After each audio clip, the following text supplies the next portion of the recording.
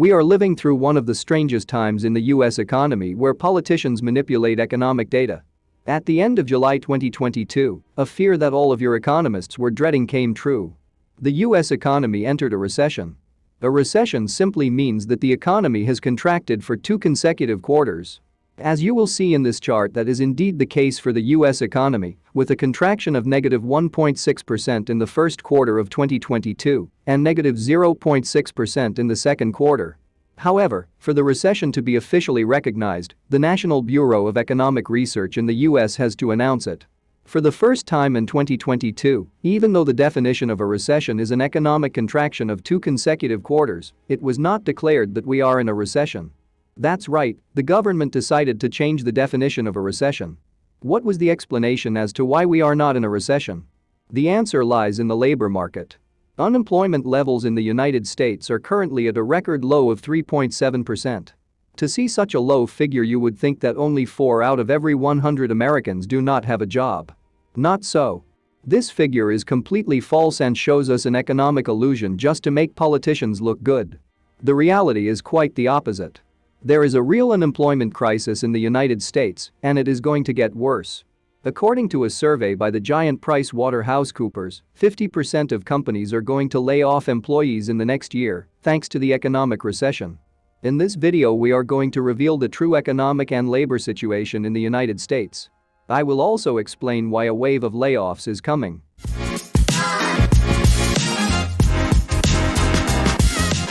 Let's start with the illusion that the US economy is experiencing low unemployment.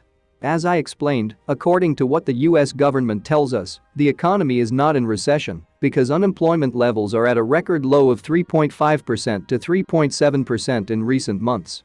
Well, this is a completely wrong figure and does not represent the reality of the US labor market. This unemployment figure simply measures the number of people who were recently employed and are now looking for work. These people are entitled to various unemployment and government benefits, but after a while, if these unemployed people do not get a job, they drop out of the statistics and are not counted. In recent years, many people, thanks to the pandemic, have been permanently unemployed. Therefore, a more objective way to measure unemployment in the United States is to look at the labor force participation rate. This figure measures the number of people over the age of 16 who actually have a job and are not working in the military.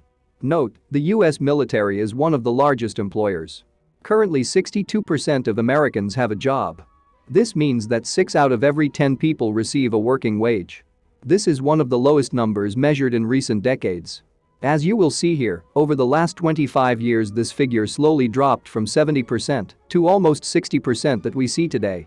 For comparison, in France this figure is 73.5%. Therefore, we can conclude that the United States has a serious unemployment problem.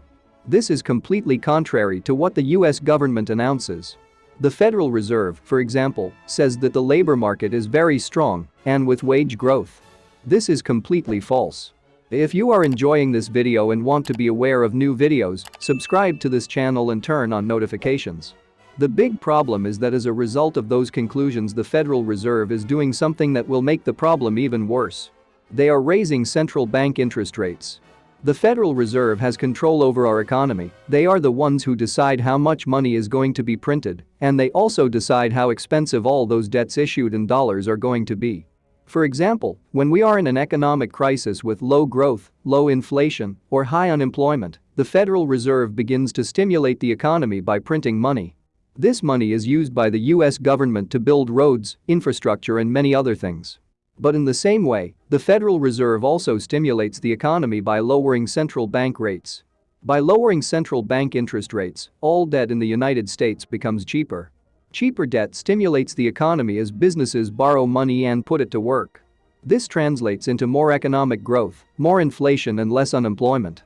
But in the opposite case, when the economy is strong, with high growth, low unemployment, high inflation, etc., the Federal Reserve stops printing money and raises central bank rates. By raising central bank rates, the economy automatically slows down as companies do not want to borrow more money and try to reduce their debts in order not to pay high interest rates. Normally, this also results in an economic contraction and less inflation, but also high unemployment. And it is here that we have the current problem. They are proceeding to raise central bank interest rates aggressively thanks to the high inflation we are seeing, but also the supposedly low level of unemployment. As I was saying, the real unemployment levels are not low at all, quite the contrary, they are very high, and now it is going to get worse. At the beginning of 2022, technology companies such as Facebook, Tesla, Amazon and many others started to lay off thousands of employees. Tesla CEO Elon Musk, for example, announced that he is laying off 10% of all his employees, which translates to more than 10,000 employees out of work. Mark Zuckerberg, the CEO of Meta, the company that owns Facebook, also announced that they are going to start laying off thousands of employees. Cryptocurrency company Coinbase has announced that it is laying off 18% of its employees. Another company that recently announced layoff plans was Redfin, with a 6% reduction of its employees. Robinhood announced that it is laying off 9% of all its employees. But this is only in the technology sector, which has been in crisis.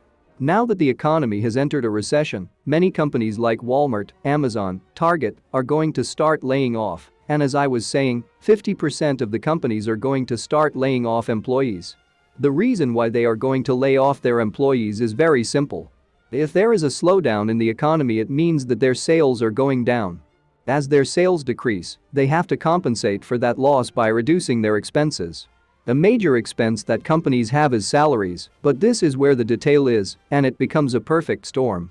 Debts are also now becoming much more expensive as the Federal Reserve is raising interest rates, and companies around the world are currently at record levels of debt. Therefore, with lower sales and skyrocketing debt costs, companies are going to have to reduce the number of employees drastically. What we are seeing now is just a tip of the iceberg, but this then becomes a domino effect. People who lose their jobs also have debt. As you may know from my videos, Americans are more in debt than ever today. And having no income means less spending and more bankruptcies, which will have even more devastating effects on the economy. Many people will say that there are jobs everywhere in America today, that there is no job crisis. There are two elements that we have to take into account. First, it is true that there is a phenomenon going on right now, and that is that there are millions of jobs available that are not finding workers. In this graph you will see that there are more than 11 million jobs available. But there is one detail, the vast majority of these jobs pay minimum wage, and the national minimum wage in the United States is $7.5. That means that in an 8-hour workday the wage for these jobs would start at $60 per day, or about $1,200 per month. As you may know, $1,200 a month is a pittance and not enough to pay for rent, food and other expenses. Therefore, to say that there are jobs in the United States is incorrect.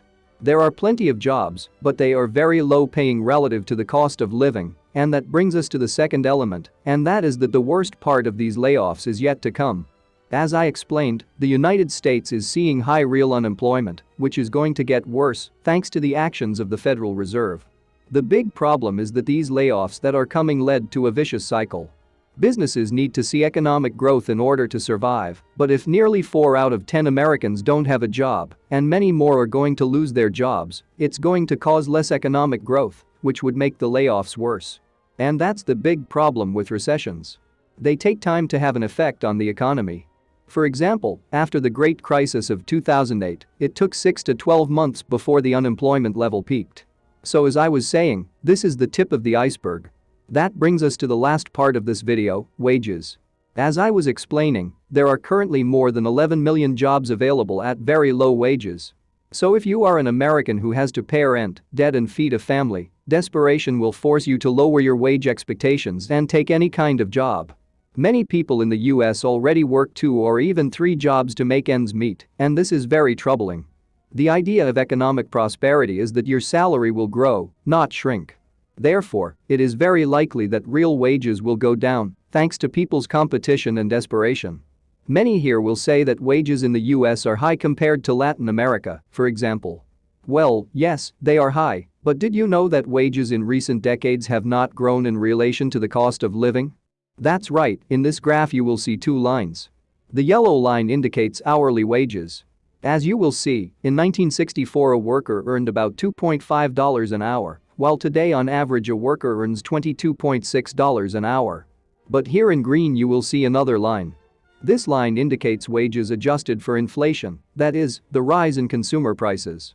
As you will see, wages have grown almost nothing since 1964, and I'm sure this figure is even worse, since that figure only takes into account the rise in consumer prices. It does not take into account the rise in house prices and other assets. Unfortunately, things are not looking good for the US labor market, and they are going to get worse. That leads me to ask you, do you think your job is in jeopardy? Thanks for watching the Money Street, and don't forget to click the subscribe button for more financial videos.